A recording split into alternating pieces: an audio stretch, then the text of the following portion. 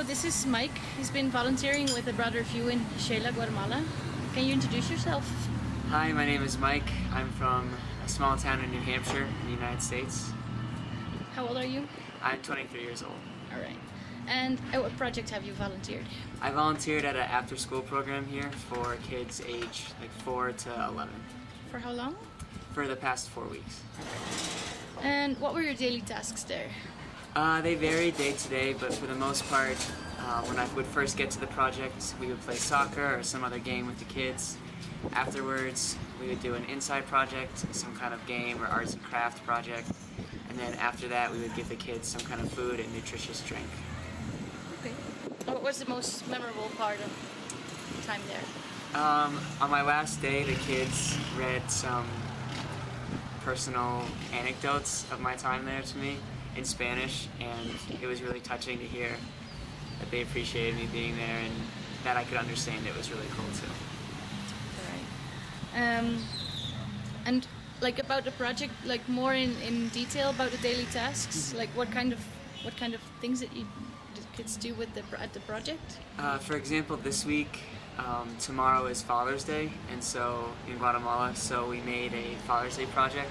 So the littler kids cut out the letters to spell Papa out of cardboard, and then decorated them with different materials, and then we took photos of them, of the kids, and they were able to cut them out and put it onto the word Papa.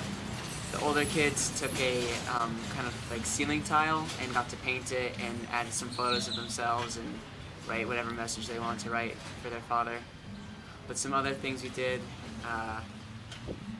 board games were really popular. That was a almost daily task. So. Yep. And you were in charge? Yes, so right? my first week here there was another volunteer who'd been here for a while, and so she was kind of in charge, and then after she left, I was basically in charge of the younger kids. So it was a little frightening at first, but I definitely learned Spanish faster having to issue instructions and understand questions and things like that, so I really liked it. Cool. And tell me about your host family. My host family was awesome. The accommodations are great, the food is really good, they were super understanding, so when I first got here we were eating a lot of meat and I don't really eat meat, and so after I asked them they were able to substitute for vegetables for me and things like that. And oftentimes we would sit and chat for dinner for 2 hours or 2.5 hours because they just wanted to know more about my life and I wanted to know more about them, so it was really welcoming and friendly and I really appreciated it. You also took Spanish classes? Yeah, the Spanish classes were great. I thought coming here that I could speak Spanish decently, but I soon realized that I couldn't, and now that I'm leaving I've gotten so much more better than I ever thought I could. So. Right. And what did you do in and around Xela for your free time? There's a place that has salsa lessons, so I went to them a couple times. I can't dance at all, so I really appreciate learning how to dance. There also is a place that had live music sung in Spanish by local Guatemalan bands, so I like to go there and just sit and watch them. It was really cool. Did you make any trips? Yeah, I went to a place called Las Fuentes Jorginas, or their hot springs fountains, and then the week after that I went to a small dormant volcano called the Burned Hill, or Cerro Quemado, and just this past weekend I got to visit some Mayan ruins in Zacapulo. And why did you choose a Brother of You, and how was the support?